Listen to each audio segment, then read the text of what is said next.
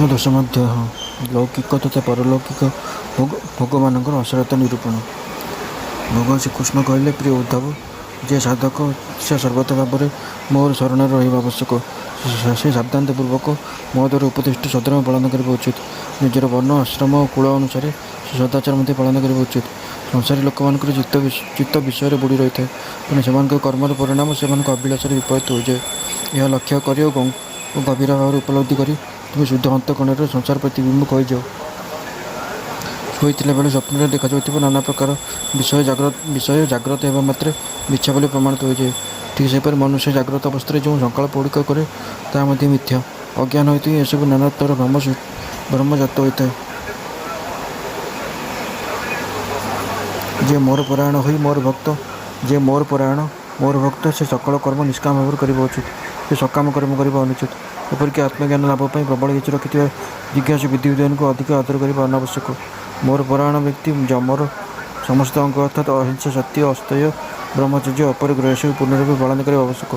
ଶୌଚ, ସନ୍ତୋଷ, ତପ, ସ୍ୱାଧ୍ୟାୟ, ଈଶ୍ୱର ପ୍ରଣିଧାନ ଏସବୁ ହେଉଛି ନିୟମ।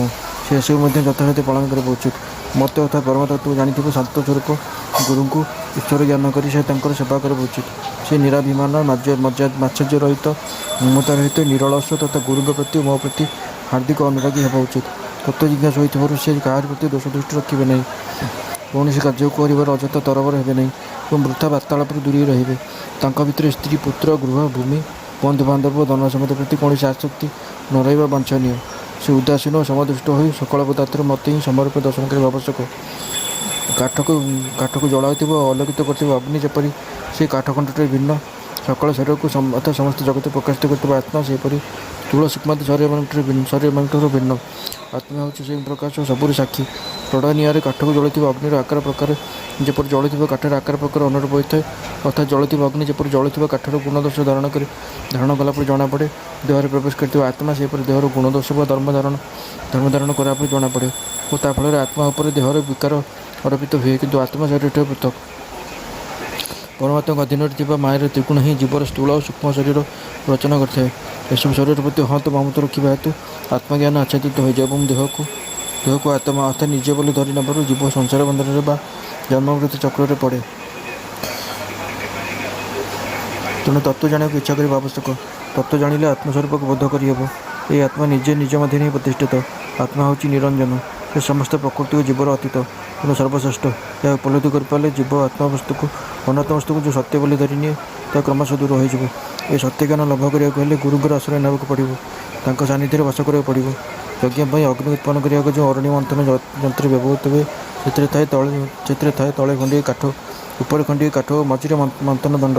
ଉଲ୍ଲେଖିତ ଗୁରୁ ଶିଷ୍ୟଙ୍କ ମଧ୍ୟରେ ଗୁରୁ ହେଉଛନ୍ତି ଅରଣି ମନ୍ଥନର ତଳ କାଠ, ଶିଷ୍ୟ ଉପର କାଠ ଏବଂ ଗୁରୁଙ୍କ ଉପଦେଶ ହେଉଛି ମନ୍ଥନ ଦଣ୍ଡ। ଏହି ମନ୍ଥନର ବିଦ୍ୟା ଅର୍ଥାତ୍ ଜ୍ଞାନରୂପୀ ଅଗ୍ନି ଉତ୍ପନ୍ନ ହୋଇ ଅଜ୍ଞାନକୁ ନଷ୍ଟ କରିଦିଏ ତଥା ପରମାନନ୍ଦ ପ୍ରଦାନ କରେ।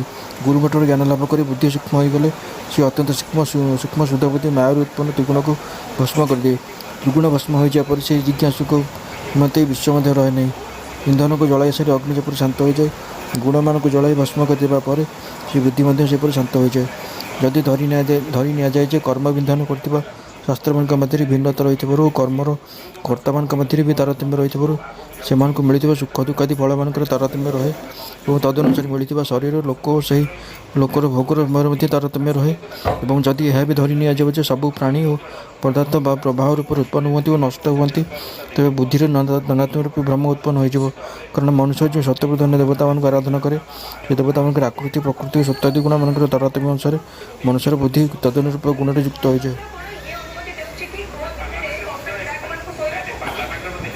କିନ୍ତୁ ବାସ୍ତବରେ ଦେହ ସହିତ ନିଜର ସମ୍ବନ୍ଧ ଯୋଡ଼ିଦେଲେ ହିଁ ଦେହାଭିମାନୀ ଜୀବର ଏସବୁ ଭିନ୍ନତା ଆସିଯାଏ। କାଳର ପ୍ରଭାବରେ ପ୍ରାଣୀ ଓ ପଦାର୍ଥମାନେ ଅନୁକ୍ଷଣ ବିନାଶ ପଥରେ ଚାଲିଥାନ୍ତି।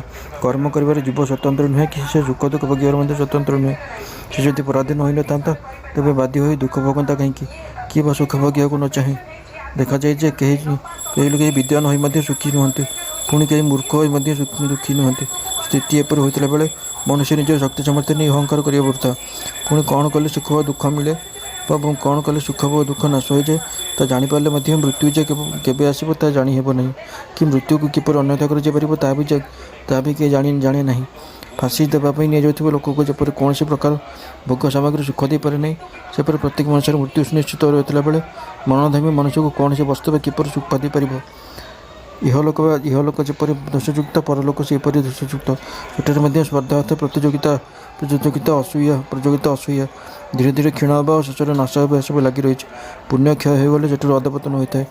କୃଷକ ଯେପରି କୃଷିକାର୍ଯ୍ୟ ତଥା ବୁଣା ବା କରେ ସତ, କିନ୍ତୁ ଅତିବୃଷ୍ଟି ଅନାବୃଷ୍ଟି ନାନା ପ୍ରକାର ରୋଗ ପୋକ ଆଦି ଦ୍ୱାରା ଫସଲ ନଷ୍ଟ ହୁଏ, ବହୁ ପରିଶ୍ରମ ନଷ୍ଟ ହୁଏ। ସେହିପରି ମନୁଷ୍ୟ ସ୍ୱର୍ଗପ୍ରାପ୍ତିର କାମନା ରଖି ଯେଉଁ ସବୁ ପ୍ରଯତ୍ନ କରେ, ସେଥିରେ ମଧ୍ୟ ନାନା ପ୍ରକାର ବିଘ୍ନ ଦେଖାଦିଏ ଏବଂ ତା ଫଳରେ ତାହାର ବହୁ ପ୍ରୟାସ ନଷ୍ଟ ହୋଇଯାଏ। ଯଦିବା ଯଜ୍ଞ ଆଦି ଅନୁଷ୍ଠାନ ନିର୍ବିଘ୍ନରେ ଭଲ ରୂପେ ସମ୍ପନ୍ନ ହୋଇଯାଏ ଏବଂ ତାହାର ଫଳସ୍ୱରୂପ ଊର୍ଦ୍ଧ୍ୱଲୋକ ପ୍ରାପ୍ତି ବି ହୁଏ, ତଥାପି ତାପରେ କ'ଣ ହୁଏ ଶୁଣ। ଯଜ୍ଞକର୍ତ୍ତା ଯଜ୍ଞ ଦ୍ୱାରା ଦେବତାଙ୍କୁ ଆରାଧନା କରି ସ୍ୱର୍ଗକୁ ଯାଏ ଓ ସେଠାରେ ନିଜର ପୁଣ୍ୟକର୍ମ ଦ୍ୱାରା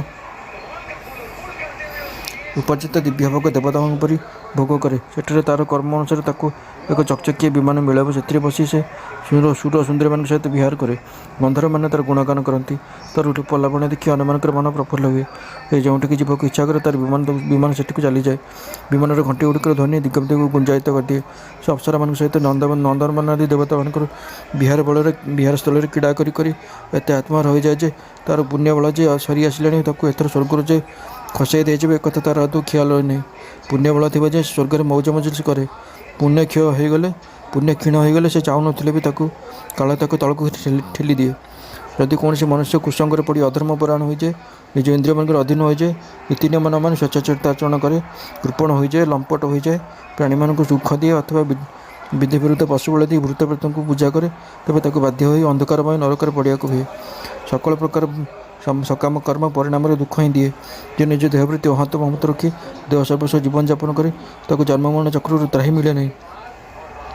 ଏପରି ସ୍ଥିତିରେ ମରଣଧର୍ମୀ ପ୍ରାଣୀକୁ କି ସୁଖ ବି ମିଳିବ? ଲୋକବାଳମାନଙ୍କର ଆୟୁ ମଧ୍ୟ ଗୋଟିଏ କଳ୍ପ ମାତ୍ର। ତା ଛଡ଼ା ସେହି କଳ୍ପକାଳ କରୁଥିବା ଲୋକ ଓ ଲୋକବାଳମାନେ ମୋତେ ସବୁବେଳେ ଭୟ କରିଥାନ୍ତି। ଅନ୍ୟମାନଙ୍କ କଥା କ'ଣ କହିବ? ଦ୍ୱିପରାର୍ଧ ଲମ୍ବା ପାଇଥିବା ସ୍ୱୟଂ ବ୍ରହ୍ମା ମଧ୍ୟ ମୋତେ ଭୟ କରିଥାନ୍ତି। ଶତାଦି ଗୁଣ ଇନ୍ଦ୍ରିୟମାନଙ୍କୁ ସେମାନଙ୍କର କର୍ମରେ ଲାଗିବାକୁ ପ୍ରେରିତ କରନ୍ତି ଏବଂ ଇନ୍ଦ୍ରିୟମାନେ କର୍ମ କରନ୍ତି।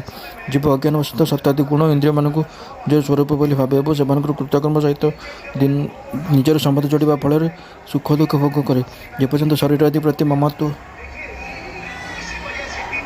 ମମତ୍ୱ ରହିଛି ଓ ଅହଙ୍କାର ରହିଛି, ସେ ପର୍ଯ୍ୟନ୍ତ ଆତ୍ମା ଯେ ଏକ ଏକଥା ଅନୁଭୂତି ହୁଏ ନାହିଁ କି ନାନାତ୍ୱର ଭ୍ରମ ତୁଟେ ନାହିଁ। ଯେପର୍ଯ୍ୟନ୍ତ ଏହି ଅଜ୍ଞାନମୂଳକ ଭ୍ରମ ନିବୃତ୍ତ ହୋଇ ନାହିଁ, ସେ ପର୍ଯ୍ୟନ୍ତ ଜୀବ ପରତନ୍ତ୍ର ହୋଇ ରହେ। ପରତନ୍ତ୍ରତା ଥିବା ପର୍ଯ୍ୟନ୍ତ ଈଶ୍ୱରଙ୍କ ପ୍ରତି ଭୟ ଅତୁଟ ରହିଥାଏ। ଯେଉଁମାନେ ପୁର ଗୁଣଧର୍ମରେ ବାନ୍ଧି ହୋଇ ରହନ୍ତି, ସେମାନେ ଶୋକ ଓ ମୋହରେ ଘାଣ୍ଟି ହୋଇଥାନ୍ତି। ପ୍ରିୟ ଉଦ୍ଧବ, ମାୟାର ଗୁଣମାନଙ୍କର କ୍ଷୋଭ ଉତ୍ପନ୍ନ ହେଲେ ସେମାନଙ୍କର ବ୍ୟବହାରିକ ସତ୍ତା ଅନେକ ରୂପରେ ପ୍ରକାଶିତ ହୁଏ। ଯେହେତୁ ମୁଁ ପରମାତ୍ମା ହେଉଛି କାଳ, ଆତ୍ମା, ଆଗମ ଅର୍ଥାତ୍ ବେଦ, ଲୋକ, ସ୍ୱଭାବ ଓ ଧର୍ମ। ତେଣୁ ଏପରି ନାନାତ୍ୱ ଭାବନା ନ କରି ସବୁରି ରୂପରେ କେବଳ ମୋତେ ହିଁ ଦେଖିବା ଉଚିତ। ଉଦ୍ଧବ ପଚାରିଲେ, ଭଗବାନ, ଏହି ଜୀବ ଦେହରୁ ଉତ୍ପନ୍ନ ହୋଇଥିବା ଗୁଣମାନଙ୍କ ସହିତ ରହି ମଧ୍ୟ ଦେହରୁ ଜାତ କର୍ମରେ ବାନ୍ଧି ହୁଏ ନାହିଁ କିପରି? ଅପରପକ୍ଷେ ସେସବୁ କର୍ମ ସହିତ ସମ୍ପର୍କ ନଥାଏ ମଧ୍ୟ ଜୀବ କିପରି ଓ କାହିଁକି ସେସବୁରେ ବାନ୍ଧି ହୋଇଯାଏ? ବଦ୍ଧ ପୁରୁଷ ଓ ମୁକ୍ତ ପୁରୁଷ କିପରି ଆଚରଣ କରନ୍ତି?